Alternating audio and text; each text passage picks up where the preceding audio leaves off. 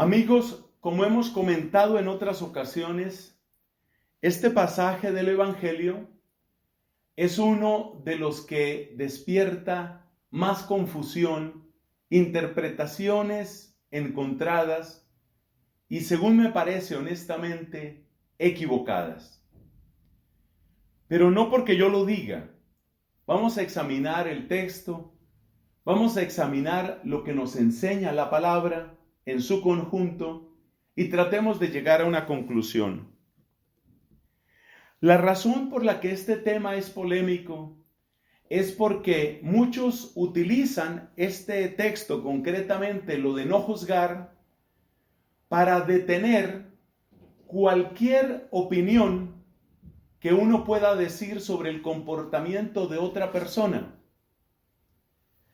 Es decir, mucha gente interpreta este texto diciendo, mira, no juzgues. Si yo voy a opinar, yo, Nelson Medina, voy a opinar sobre el comportamiento de otra persona y voy a decir que algo es bueno o es malo, no falta el que diga, no juzgues. El Evangelio dice que no juzgues. Esa interpretación de este versículo la vamos a llamar la interpretación corriente. Corriente en el sentido de que es la que corre hoy, es la más extendida hoy. La llamamos interpretación corriente. ¿Y en qué consiste esta interpretación? Consiste, en resumen, en que si cualquier persona va a hablar del comportamiento de otra persona, entonces inmediatamente se le cae duro con este versículo: no juzgues. Lo primero que vamos a hacer es una crítica de la interpretación corriente. Es decir, nos vamos a preguntar si esa manera de interpretar las cosas es lógica, si esa manera de interpretar las cosas es saludable, es decir, qué fruto produce, y si esa manera de interpretar las cosas es bíblica. Vamos a hacer una crítica a la interpretación corriente, que es la que quiere siempre amordazar a todo el que opine sobre un comportamiento. No te metas, no juzgues. Esa es la interpretación corriente. Entonces nosotros vamos a hacer una crítica a esa interpretación corriente desde 3 puntos de vista. ¿Es una interpretación lógica? ¿Es una interpretación saludable? ¿Es una interpretación bíblica? Te podrás imaginar, por el tono de mis palabras, que la conclusión a la que vamos a llegar en los 3 casos es negativa. Es decir, la interpretación corriente, aunque sea la más difundida hoy, no es ni lógica, ni saludable, ni bíblica. Y eso significa que tenemos que quitar esa interpretación corriente y tenemos que llegar a una interpretación que me voy a atrever a llamar interpretación genuina. Queremos quitar la interpretación corriente y queremos ver por qué sí existe una interpretación genuina de este texto, que por supuesto es palabra de Dios. Todo el malentendido de la interpretación corriente empieza con que la gente interpreta, perdón la redundancia, que juzgar es lo mismo que dar una opinión sobre un comportamiento. Esa es la especie de ecuación de igualdad que hay en la mente de incontables personas hoy. Juzgar significa opinar sobre un comportamiento. Como Cristo dice, no juzguéis, eso quiere decir, no opinéis sobre ningún comportamiento. Ahí empieza el malentendido. Pero miremos si esa manera de ver las cosas y si esa interpretación corriente es lógica. Supongamos que yo veo, por ejemplo, que una persona comete un robo. Es más, se trata de un robo de dineros públicos.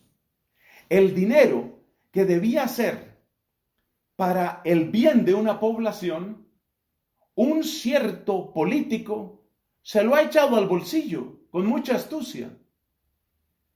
Y yo digo, se robó la plata. Yo estoy opinando sobre un comportamiento de otra persona. Estoy dando una opinión. Alguien ve que yo digo esas palabras y me dice, no juzgues. Vamos a ver si la interpretación corriente funciona o no. La persona que me dice, no juzgues, ¿qué está haciendo? Está dando una opinión sobre lo que yo acabo de hacer. Y lo que yo acabo de hacer es decir que ese señor político no ha debido robarse ese dinero. Y así podría ser cualquier otra cosa.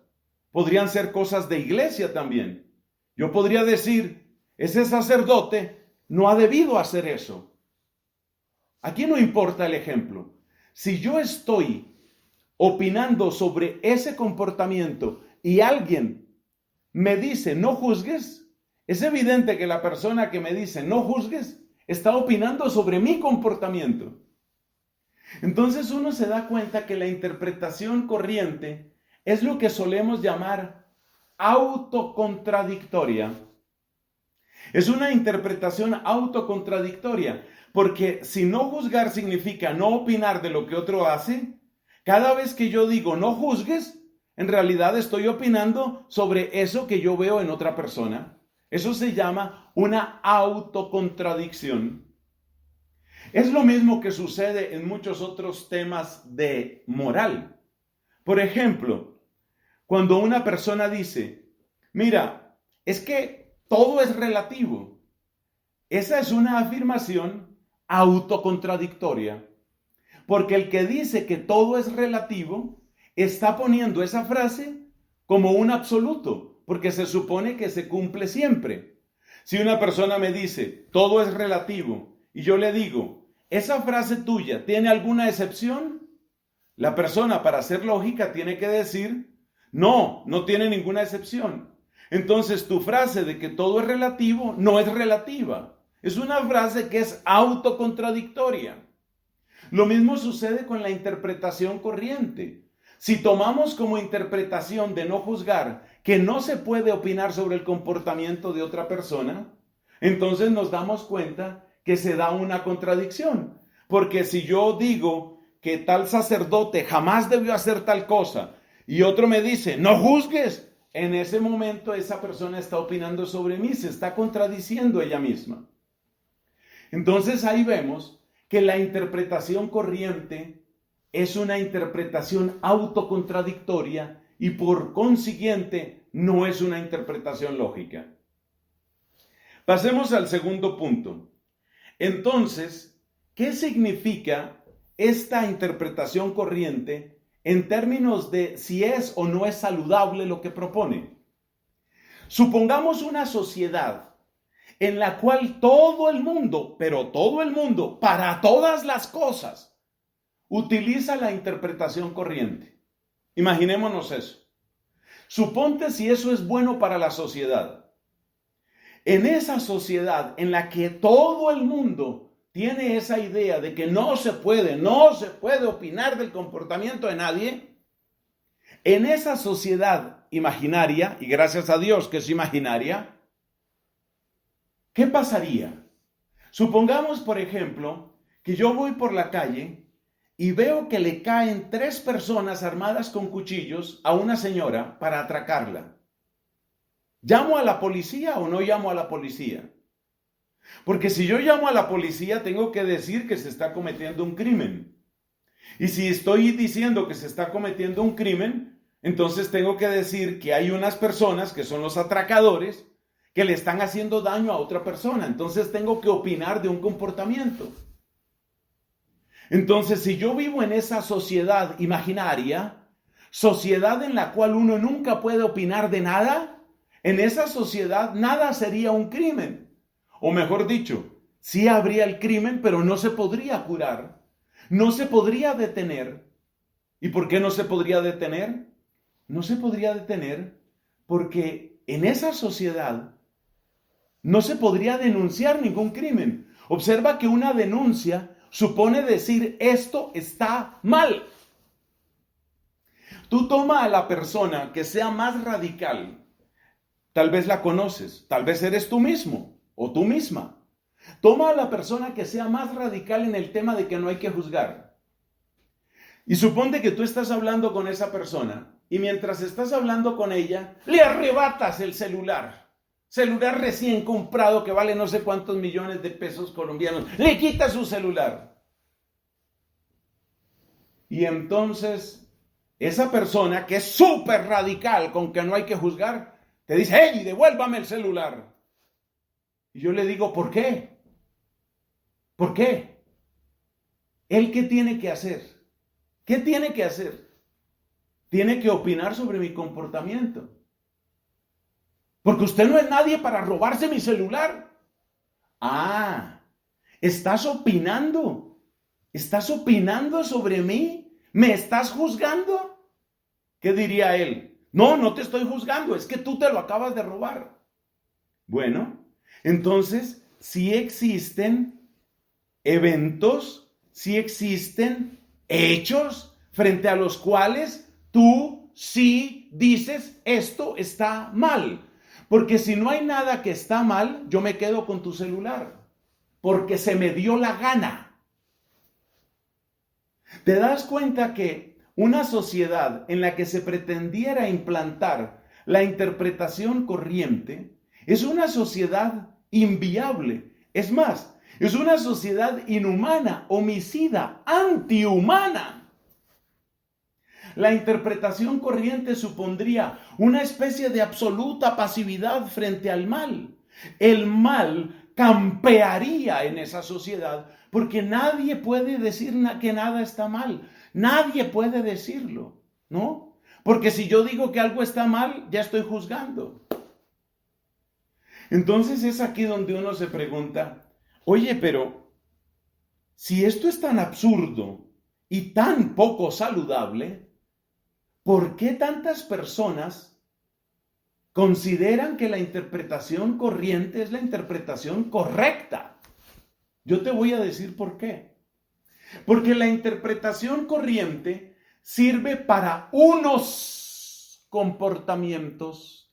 Y si tú te pones a examinar en qué contexto las personas dicen, no juzgues, no juzgues, siempre o con muchísima frecuencia, se trata de la pura subjetividad de otras personas y de sí mismos, especialmente en lo que tiene que ver con tres campos: la manera como manejan su dinero, las decisiones que ellos toman sobre sí mismos y sobre todo,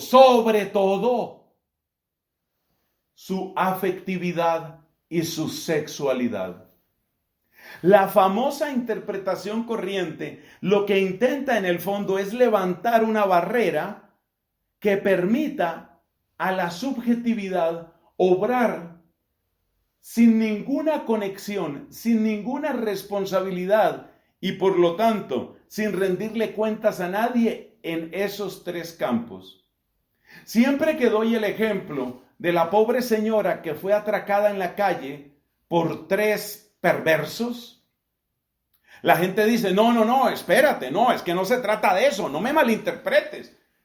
Y yo siempre respondo, entonces dame la interpretación correcta, dame la interpretación correcta. ¿Por qué eso, que es llamar a la policía en la historia de esa mujer que fue atracada, por qué eso no cae dentro del no juzgar? Ah, porque ahí se trata de un crimen.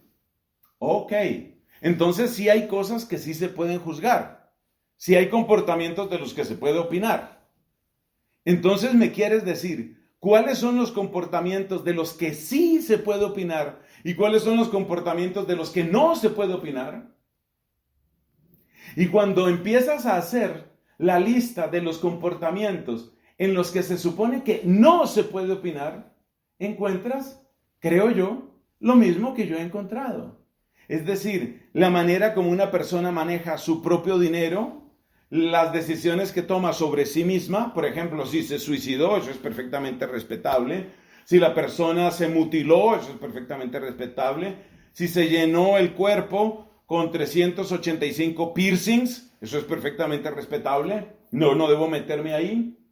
Si la persona duerme solo o con hombre o con mujer o con 3 hombres, 2 mujeres o con 2 perros y 3 juguetes sexuales, esa es decisión de él.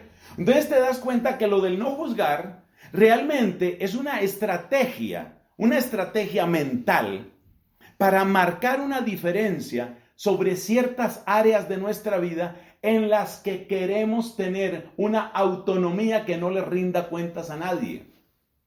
Si no me crees, por favor, haz tú tu propia lista de qué cosas sí se pueden juzgar y qué cosas no se pueden juzgar. Porque no me vengas con la historia de que tú crees que nada se puede juzgar. Si nada se puede juzgar, tenemos que admitir la corrupción más rampante en la clase política o en la iglesia o en la empresa o donde sea. Y tú no estás de acuerdo con eso, no me digas mentiras. Esto quiere decir que evidentemente lo del no juzgar, que es la interpretación corriente, no produce una sociedad saludable, sino produce una sociedad en la cual nosotros generamos una serie de límites para decir, en este límite nadie se puede meter conmigo. ¿Y cuál es ese límite? Yo veré qué hago con mi plata, yo veré qué hago con mi cuerpo, yo veré qué hago con mi vida, yo veré qué hago con mi sexo. Eso es lo que pretende la interpretación corriente. Y de aquí ya podemos presentir cuál va a ser la respuesta a la tercera pregunta. ¿La interpretación corriente es bíblica? ¿Es que acaso la Biblia avala esa manera de ver las cosas? Si la interpretación corriente significa que no se puede opinar del comportamiento de otras personas, ¿me quieres explicar qué era lo que hacían los profetas entonces? ¿Qué era lo que hacían los profetas? Cuando ellos hablaban en contra de la idolatría, cuando ellos hablaban en contra de la prostitución, tanto prostitución masculina como femenina, cuando ellos hablaban en contra de la injusticia social, ¿eso no era juzgar? ¿Eso no era opinar sobre el comportamiento de otros? Y te hago otra pregunta todavía más incómoda. ¿Se ponían un límite, el que fuera? ¿Se ponían un límite aquellos profetas cuando se trataba de denunciar el pecado? Por ejemplo, voy a denunciar el pecado económico, social y político, pero yo no me voy a meter en la vida sexual de la gente. ¿Era así como obraban los profetas? Te invito a que los leas. Te invito a que mires, por ejemplo, al profeta Jeremías, que para mí es un modelo de un profeta sufrido por la causa de Dios. Si tú miras las denuncias de Jeremías, encuentras por lo menos 3 niveles de denuncia en Jeremías. Encuentras una denuncia por idolatría e infidelidad a Dios. Encuentras otro tipo de denuncia, desigualdad social y opresión al pobre. Y encuentras otro tipo de denuncia, desorden sexual, incluyendo en la familia. Jeremías no le pone límite a su profecía. Y la razón es muy sencilla. Si Dios es el creador y es el Señor de toda nuestra existencia, no puede haber un límite para la denuncia que se hace en el nombre de Dios. No puede haber un límite. No lo hay. No hay un límite para la denuncia. Es así de sencillo. No hay campos de la vida humana que no necesiten, que no requieran de la purificación que solo trae la palabra de Dios. No hay un área de la vida humana, ninguna. No existe un área privada. No, es que es mi vida privada. Es que es mi criterio. Es que es mi cuerpo. Es que es mi futuro. Para la Biblia eso no existe. Tú, tu cuerpo, tu alma, tu futuro, tus proyectos, todo tiene su origen en un solo Dios creador, al cual tenemos que responder por todo lo que hacemos, desde los pensamientos más íntimos. Desde los pensamientos más íntimos. Tú allá en la soledad de la madrugada, encerrado en una pieza oscura, piensas cosas. Eso también está ante Dios. Nada se oculta a sus ojos. Entonces la idea de que no se puede opinar del comportamiento de otras personas es una idea completamente contraria a la Biblia. Y si nos vamos al Nuevo Testamento, porque no faltará el que diga, no, eso era en el Antiguo Testamento, porque en el Antiguo Testamento todos eran unos amargados. Mira el Nuevo Testamento, mira a Jesús, mira a Pedro, mira a Santiago, mira a Pablo. Cada uno de los escritos del Nuevo Testamento lo muestra con perfecta claridad. Claro que hay que opinar del comportamiento de las demás personas, que hay que hacerlo con amor, de acuerdo, que hay que hacerlo con justicia, de acuerdo, que hay que hacerlo con prudencia, de acuerdo, pero hay que hacerlo. Y eso no se llama juzgar, eso se llama corregir, eso se llama educar, eso se llama salvar. Clarísimamente se lo dijo Dios al profeta Ezequiel.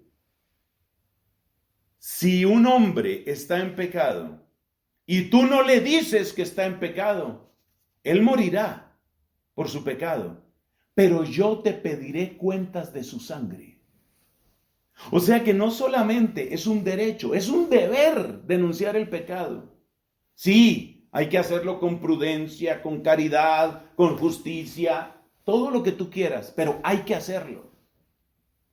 Esto nos lleva al último punto de nuestra reflexión, amados hermanos. Y entonces, ¿qué sí es juzgar? Si todo esto que hemos dicho es la interpretación corriente, y esa interpretación corriente no se sostiene, porque ya vemos que no es lógica, ni es saludable, ni es bíblica, ninguna de las tres cosas, entonces ahora preguntamos, ¿cuál es la interpretación correcta?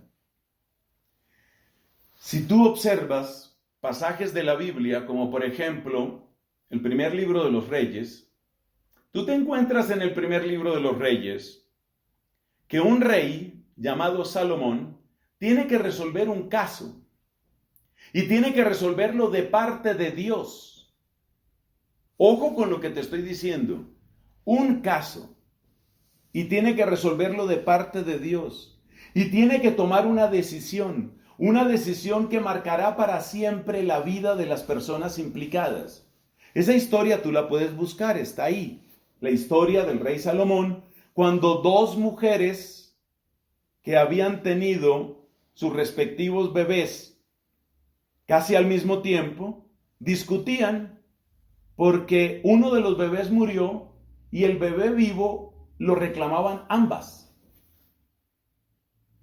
Entonces viene la discusión entre ellas y el caso fue tan grave que se lo llevaron al rey.